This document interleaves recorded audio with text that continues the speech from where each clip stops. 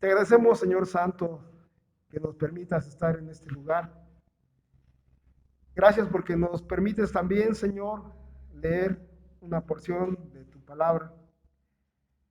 Rogamos encarecidamente, Señor, al Espíritu Santo, Señor, de palabras, nos ilumine, Señor, para que podamos entender tu palabra. Rogamos, Señor, que tu servidor, Señor, sea fiel a la misma. No por mí mismo, Señor, sino porque tú, Señor, eres Dios veraz. Rogamos de tu gracia y pedimos tu dirección en Cristo Jesús. Amén. Pueden tomar su lugar, estimados hermanos. Voy a hacer, hermanos, un paréntesis. Soy enemigo de algunas cosas. Soy enemigo también de platicar sobre cuestiones personales y más en una exposición. Pero en esta ocasión lo sentí pertinente, hermanos, y voy a ser breve y lo más conciso posible. No podemos soslayar la partida del pastor Velázquez.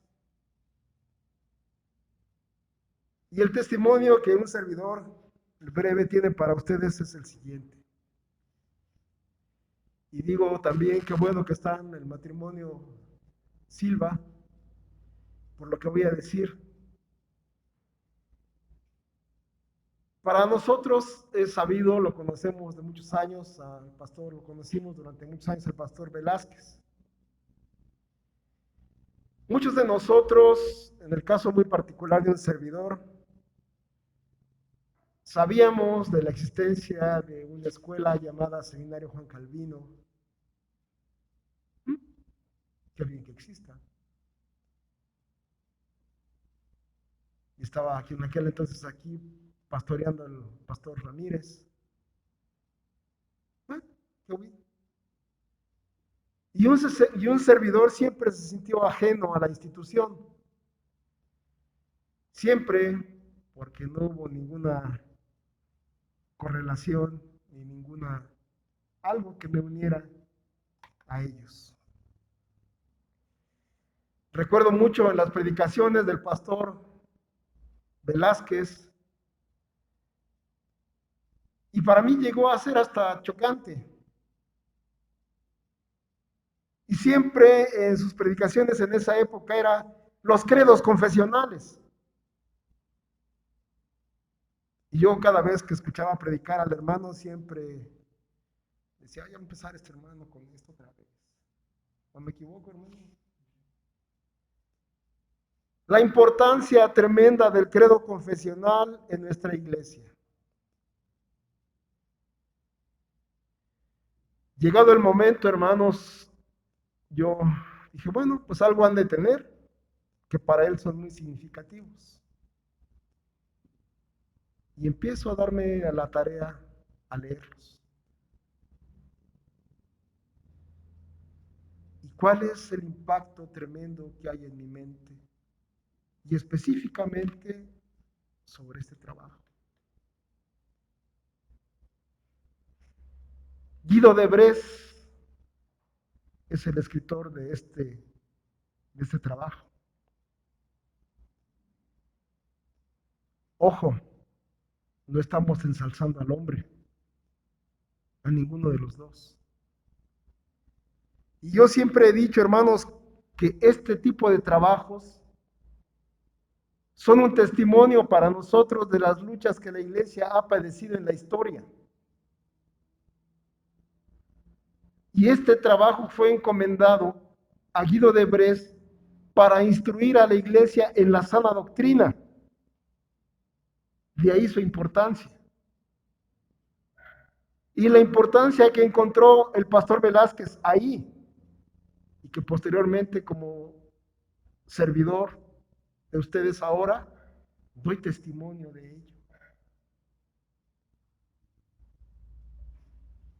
Estos credos, estimados hermanos, fueron diseñados para la instrucción de la sana doctrina en las iglesias, y en este caso, de los Países Bajos son lo que es ahora Bélgica y Holanda. El Catecismo de Heidelberg, en una porción de lo que es ahora Alemania. Westminster, en su momento, Escocia, y posteriormente Inglaterra. Son los trabajos testimoniales que Dios ha encomendado a hombres para predicar la sana doctrina. Y hoy, estimados hermanos, no quise pasar por alto el artículo 22 de la Confesión de los Países Bajos.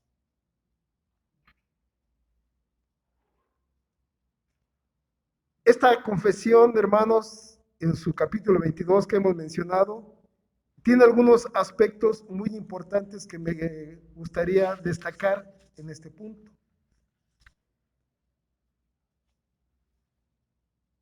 Y dice el artículo 22, creemos que para obtener verdadero conocimiento de este gran misterio, el Espíritu Santo enciende en nuestros corazones una fe sincera, la cual abraza a Jesucristo con todos sus méritos, se lo apropia y fuera de él ya no busca ninguna otra cosa.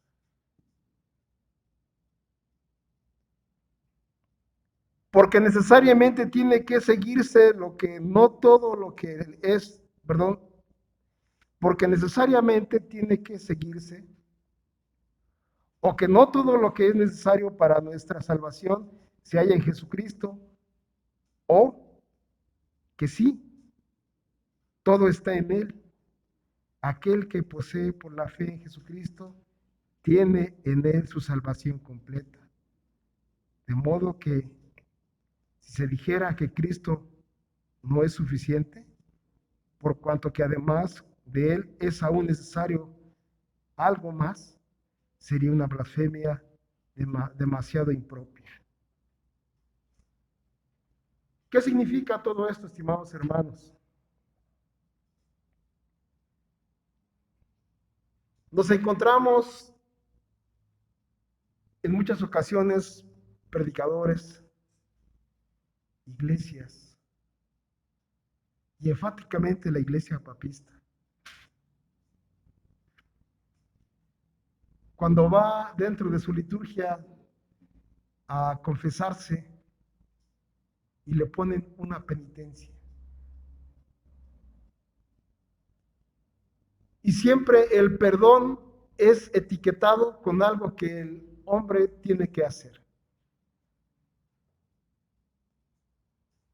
Y la salvación no se diga. Porque para ser salvo tienes que hacer esto, tal o aquello, o dar dinero, o muchas cosas más. El artículo que hemos leído, hermanos, nos dice que para que nosotros entendamos el Evangelio, debe venir primero ¿quién? El Espíritu Santo a nosotros.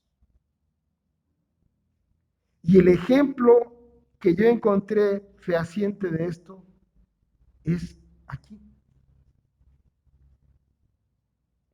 ¿Cómo empieza la narrativa del capítulo 3 de Juan?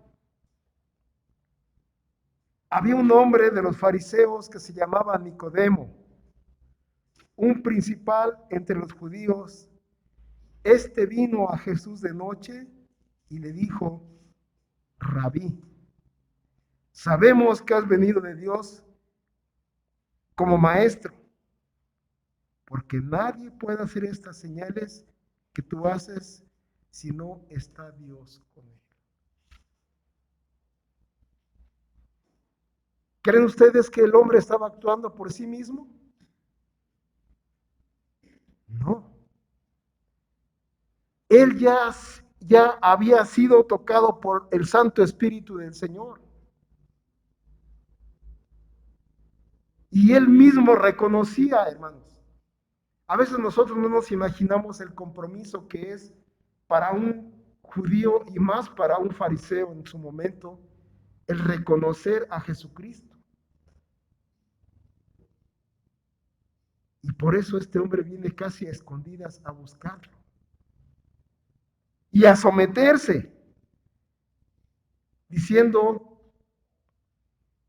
reconozco, y da a entender que no solo él, otros más.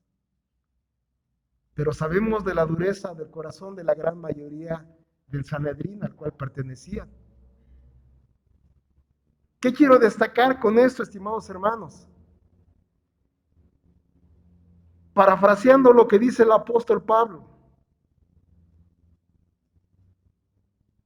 ¿cómo van a convertirse si no hay quien les predique? ¿Y cómo van a predicar si no fueran enviados?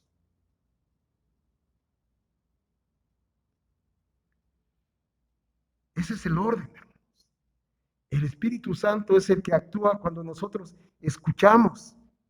Y en el caso de Nicodemo, ver. El ver. El privilegio que tuvo Nicodemo de ser testigo presencial de esto. Y en su corazón el Espíritu Santo trabajando y reconociendo la obra de Jesucristo. ¿Qué le decían los demás, los opositores, cuando veían las obras buenas en él, los que llamamos milagros? Este por el espíritu de Belzebú lo hace. Vean ustedes, hermanos, la posición contraria. Pero la respuesta del Espíritu Santo siempre es correcta. Reconocemos que vienes de Dios, porque nadie que no viniera de Dios haría lo que tú haces.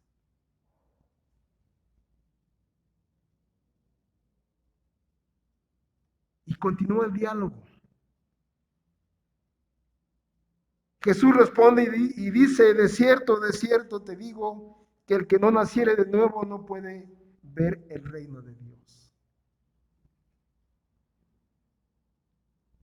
Aquí nosotros, hermanos, podemos de alguna manera interpretarlo de muchas maneras.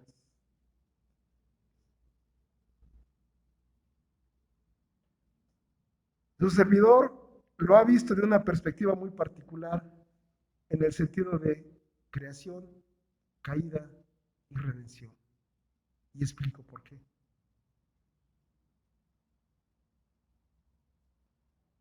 Viene la respuesta de Nicodemo, un tanto cuanto común, diciendo, ¿cómo puede un hombre nacer siendo viejo?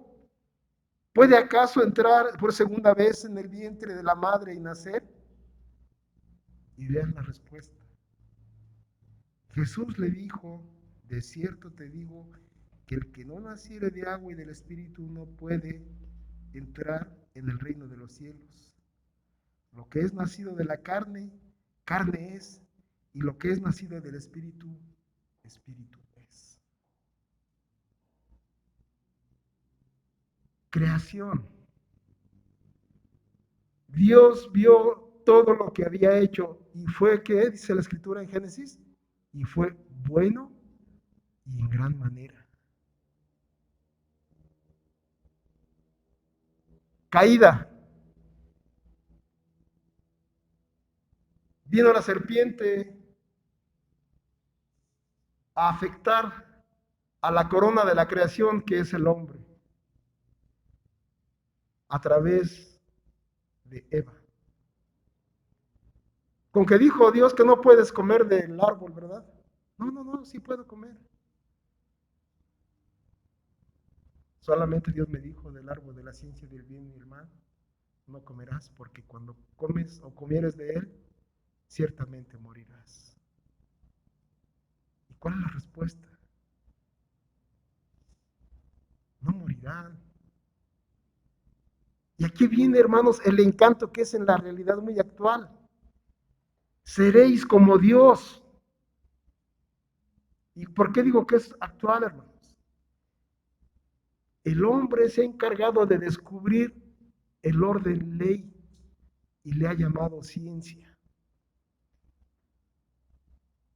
Y el hombre se ha encargado de manipular el orden ley que hay en la creación y se ha ensoberbecido y se siente como Dios.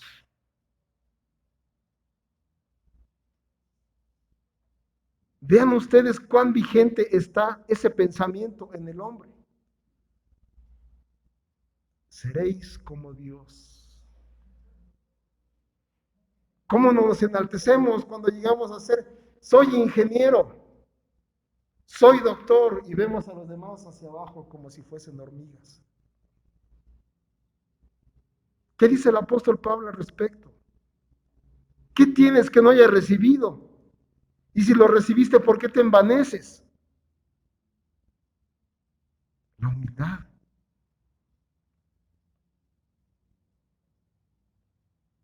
Caída, hermanos. El hombre sucumbe en Adán y se torna la humanidad caída en su totalidad.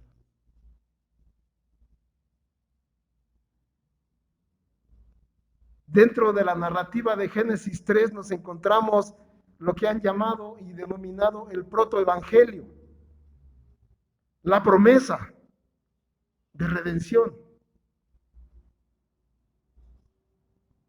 Y la encontramos cumplida pues a través de lo que nos dice la Santa Palabra en el Nuevo Testamento. Por eso hemos dicho repetidamente que el Antiguo Testamento siempre va a apuntar a la promesa hecha al pueblo de Dios, a la humanidad en Jesucristo. Y el Nuevo Testamento dando testimonio de la promesa cumplida por Dios en mismo Jesucristo. ¿O no dice así aquí la palabra eso? ¿Nos adelantamos un poquito? Vamos a adelantarnos hasta el versículo 31. El que de arriba viene es sobre todos. El que es de la tierra es terrenal y las cosas terrenales habla. El que viene del cielo es sobre todos. Y lo que vio y oyó, eso testifica. Y fíjense bien, nadie recibe su testimonio. Un texto paralelo, Isaías 53:7. Todos nosotros nos descarriamos como ovejas, cada cual tomó su camino, mas Jehová cargó en él el pecado de todos nosotros. Y aquí viene la contraparte, la misericordia y gracia de Jesucristo. El que recibe su testimonio, este atestigua que Dios es veraz. Porque el que Dios envió, las palabras de Dios habla, pues Dios no da el Espíritu por medida. Así que si nosotros, estimados hermanos, leemos las palabras testimoniales en el Antiguo Testamento acerca de Jesús y su promesa, un texto paralelo más. Escudriñad las Escrituras porque en ellas os parece que tenéis la vida eterna y ellas son las que dan ¿qué? Testimonio de mí. En el Nuevo Testamento, todas estas cosas escribieron, dice San Pablo en Romanos 15 o 16, para vosotros, para su instrucción. Es obra pues del Espíritu Santo que cada uno de nosotros crea. Porque esto es el fin, hermanos, de la obra. Y lo que decimos como periquitos, vamos al versículo 15 y 16, para que todo aquel que en él cree no se pierda, mas tenga vida eterna. Porque de tal manera amó Dios al mundo que ha dado a su Hijo unigénito para que todo aquel que en él cree no se pierda, mas tenga vida eterna. Y nos encontramos, hermanos, con este personaje llamado Nicodemo. Cómo en la gracia del Señor, su Espíritu Santo está obrando en él. Y reconoce, sabemos que has venido de Dios, porque tus obras solamente Dios puede hacerlas. Eso es importante. El reconocimiento que tengamos cada uno de nosotros en Dios, por mínimo que sea. Ayer platicaba con mi esposa sobre pues toda esta problemática que estamos pasando. Y yo le decía, mira, yo muchas veces, a veces como periquito, pero con conocimiento de causa, no me lo tomen a mal, estoy bañándome, siento rico el agua que cae sobre mi cuerpo en una temperatura agradable. Digo, gracias Señor que me permites esto. A veces, hermanos, cuando prescindimos de algo por mínimo que sea, es tremendo. Dios nos concede bendiciones, pero la bendición máxima, hermanos, es que creamos en Él. No por nosotros. Vean ustedes, hermanos, voy a brincar un poquito de los textos. Dice más adelante en el versículo entre el 18 al 21, la obra del Señor Jesucristo. Porque no envió Dios a su Hijo al mundo para condenar al mundo, sino para que el mundo sea salvo por Él. Un paréntesis, no es universal, vino por los suyos. Ajá. El que en Él cree no es condenado, pero el que no cree ya ha sido condenado, porque no ha creído en el nombre del unigénito de Dios. Y esta es la condenación, que la luz vino al mundo y los hombres amaron más las tinieblas que la luz, porque sus obras eran malas. ¿Quién va a querer que se nos ponga a la luz nuestros errores? Nadie, nadie. Pero vemos el contratipo, porque todo aquel que hace lo malo aborrece la luz y no viene a luz, pero sus obras, para que sus obras no sean reprendidas. Mas el que practica la verdad viene a la luz para que sea manifiesto que sus obras son hechas en Dios. No dice que nos ensoberbezcamos porque hicimos obras buenas, tipo Boy Scout. Ya hice mi obra buena del día. No, hermanos. Lo que hagamos por obras buenas es Dios el que lo hace en nosotros. Palabras del apóstol Pablo, cuando de alguna manera es conminado a defender su apostolado. ¿Y qué dice el apóstol Pablo? Yo he trabajado más que todos los apóstoles. Si se jactan de haber sido golpeados, yo también. Pero al final de esta defensa, ¿qué dice? No lo he hecho yo. La gracia de Dios en mí. Y es como termina aquí diciendo el versículo 21. Es Dios.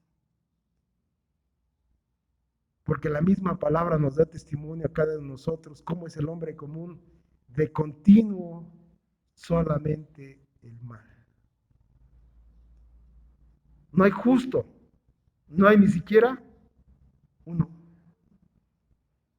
No hay quien haga el bien. Todos a una se desviaron. ¿Y qué dice en otro lugar? Bebemos iniquidad como agua. Eso somos fuera de la gracia del Señor. Es por eso, hermanos, que el artículo 22 nos está diciendo esto, que nadie fuera de la gracia del Señor en su Espíritu Santo pueda acercarse al Señor Jesucristo y decir lo que dijo Nicodemo como ejemplo. Tú eres el Señor. ¿Recuerdan ustedes ese diálogo con el Señor Jesús y Pedro? Cuando el Señor Jesús le dice a sus discípulos, ¿quién dice la gente que soy? Y la respuesta es, bueno, pues que eres Elías o algún profeta o algo así. ¿Y ustedes quién dicen que soy? ¿Se acuerdan de la respuesta de Pedro? Tú eres el Cristo, el Hijo del Dios viviente. ¿Y cuál es la respuesta?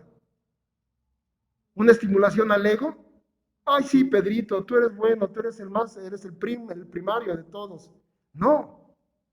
Bienaventurado eres tú, Pedro, porque no te lo reveló carne ni sangre, sino mi Padre que está en los cielos. Ese es el punto, hermano.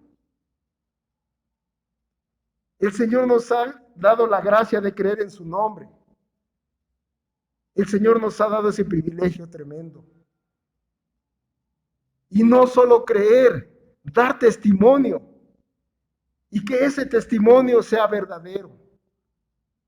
Por eso cuando el apóstol está escribiendo aquí, el apóstol Juan, hablando de esto, dice el que demos testimonio del Evangelio. La sana doctrina. No añadir algo más al acceso a la salvación, porque Dios hizo todo el trabajo en Jesucristo. No necesito ir a algún lugar de peregrinación de rodillas o arrastrándome. No necesito dar dinero para salvarme. Dios lo ha hecho todo. Absolutamente todo. Creemos. Dice el apóstol Santiago, ¿crees? Qué bueno. Pero recuerda, los demonios también creen y tiemblan. Hay una diferencia tremenda entre ellos y nosotros, hermanos. En que ellos creen porque ellos fueron rebeldes. Pero nosotros no hemos visto. Y creemos por su gracia. Y otra vez volvemos al diálogo con el Señor Jesús y Tomás. Recordemos el diálogo cuando el Señor Jesús había resucitado. ¿Y qué dice Tomás? Si yo no meto mi dedo en su costado, en su herida, no voy a creer. ¿Y cuál es la respuesta? Tomás, ven, dame tu dedo. Y cae el hombre postrado, porque viste, creíste. Bienaventurados los que no vieron y creyeron.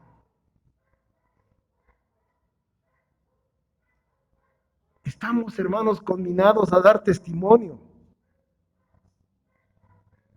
de Dios mismo. Estamos conminados, pues, a ser también propagadores de este evangelio. Cuidemos que nuestro testimonio sea verdadero. De ahí la importancia, hermanos, de la instrucción. Recordemos cuando en el libro de los Hechos se nos está mencionando los quehaceres de la primera iglesia, de la naciente iglesia. ¿Qué dice? Y perseveraban unánimes en el partimiento del pan y en la oración. Pero también menciona algo adicional. Perseveraban en la doctrina de los apóstoles. Así es necesario que nosotros ahora perseveremos en la sana doctrina. Pero tenemos también la tarea, hermanos, de no dormirnos en nuestros laureles. Porque los falsos profetas los ha habido siempre. Siempre. Desde el Antiguo Testamento hasta la actualidad han sido o hemos sido afectados por ellos.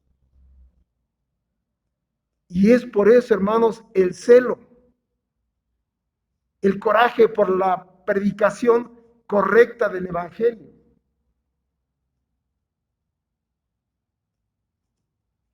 Y este testimonial de las luchas de la iglesia en su momento, estamos hablando del siglo XVI, aquí están. ¿Qué testimonio estamos dando nosotros ahora como iglesia? ¿Qué hemos escrito para defender la palabra del Señor? No porque la necesite, pero es tarea, hermanos, de la iglesia el predicar la sana doctrina. ¿Qué hemos dicho anteriormente?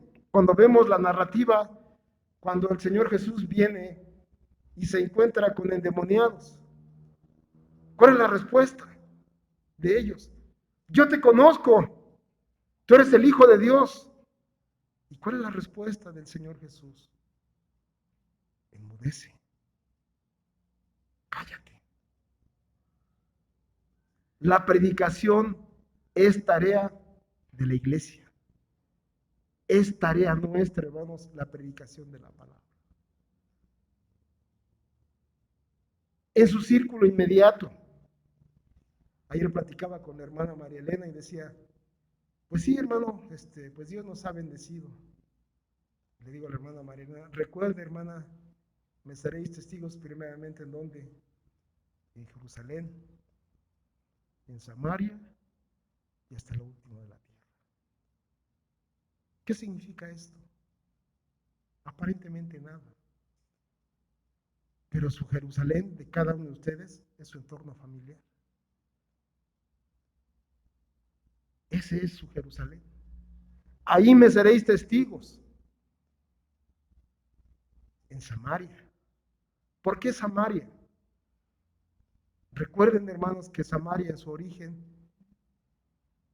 fue parte de las 10 tribus de Israel, que posteriormente fueron exterminadas y fueron sustituidas por personas no israelitas. Por eso es que los judíos y los samaritanos no se querían. Ahí está nuestra Samaria también, a nuestros parientes lejanos, a nuestro entorno de amistades. Y no solo se limita a eso, sino hasta lo último de la tierra. Recordemos, estimados hermanos, que el Señor da dones.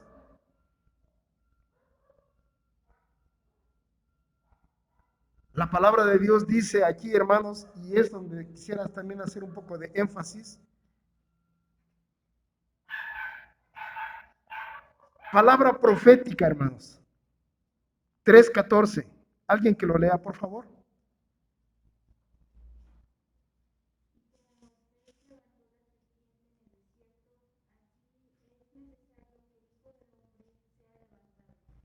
Así es. ¿Alguien recuerda esa historia, hermanos, de las serpientes de bronce? Y vean, hermanos, el significado. Vamos a contextualizar. El pueblo de Israel rebelde ante Dios, murmurando en contra del Señor.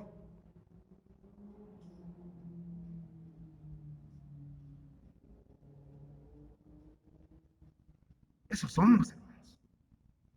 Esos somos. Podemos decir, hombre, israelitas malvados, judíos malvados. Pero esos somos nosotros también. Rebelándose en contra de Dios. Por lo que gusten y manden. Y entonces Dios los reprende duramente y les envía serpientes. Y no cualquiera.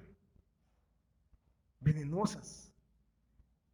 Que casi en el acto Las personas que eran mordidas por estas serpientes morían casi al instante. Y la respuesta, después de tanto dolor del pueblo, ay, a lo mejor hemos pecado en algo. Y mandan un emisario con Moisés. Ora a Yahvé, porque a lo mejor seguramente hemos pecado. Y Dios escucha el ruego del pueblo. ¿Y cuál es la orden?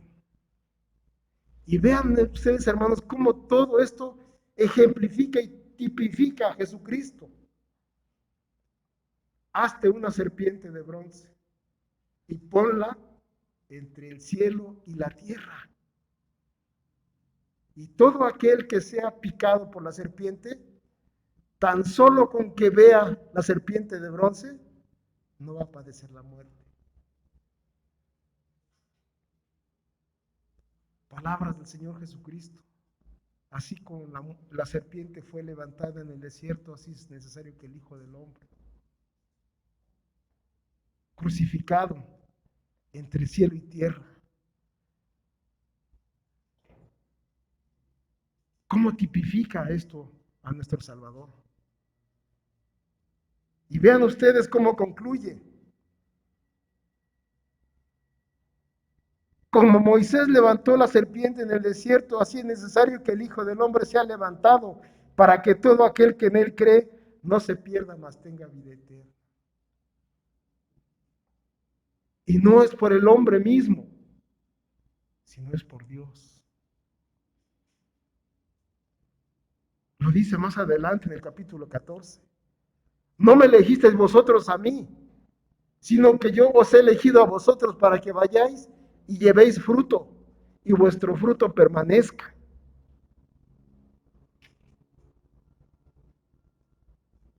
Ese es el punto, hermanos, dar testimonio.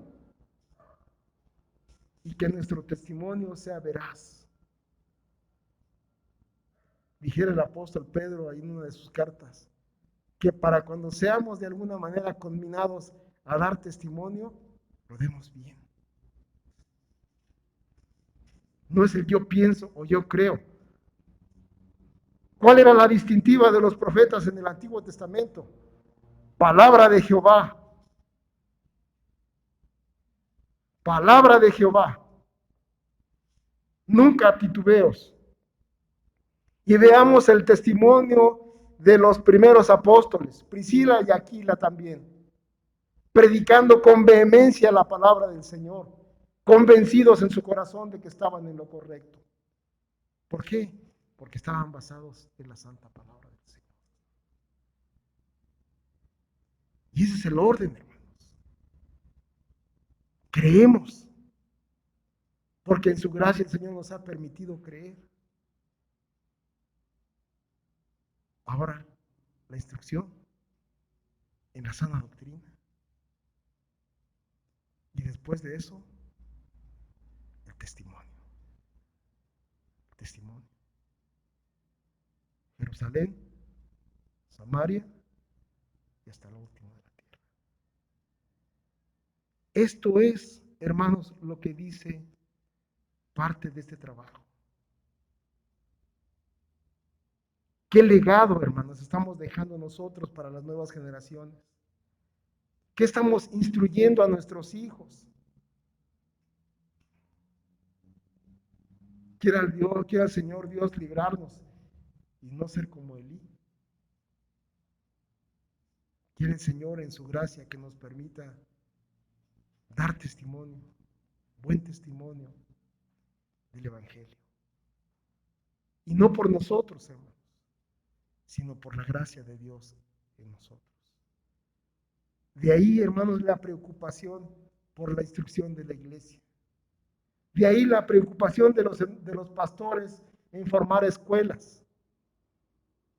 De ahí la preocupación, hermanos, por una sana predicación del Evangelio. Es esto, hermanos. ¿Cómo anhelamos Que el día que el Señor nos llame a cuentas, Él nos diga, buen siervo fiel, sobre poco fuiste fiel, sobre mucho te pondré. Y no por eso, ¿no? Simplemente por la gracia del Señor. Pues recordemos que también hay talentos. Y unos tenemos 2, otros 3, otros 4, otros más. Pero quiere el Señor que en su gracia los talentos que pudiéramos tener los trabajemos y podamos rendir un buen fruto. Les invito a estar en pie, hermanos.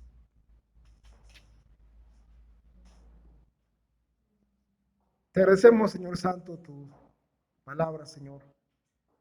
Gracias porque has sido bueno con nosotros. Te rogamos, Señor, que bendigas a tu iglesia, Señor. Y si en tu gracia está, Señor, que nos permita, Señor, recuperarnos, nos des la fortaleza, Señor, y nos des los medios, Señor, para seguir adelante. Estamos, Señor, en tus manos siempre querrámoslo o no. Solo pedimos de tu gracia. En tu santo nombre, Señor, oramos también, rogando, Señor, que tú seas como dijera un pastor, en esta parcela que nos has dado a trabajar. En Cristo Jesús agradecemos tus bondades. Amén.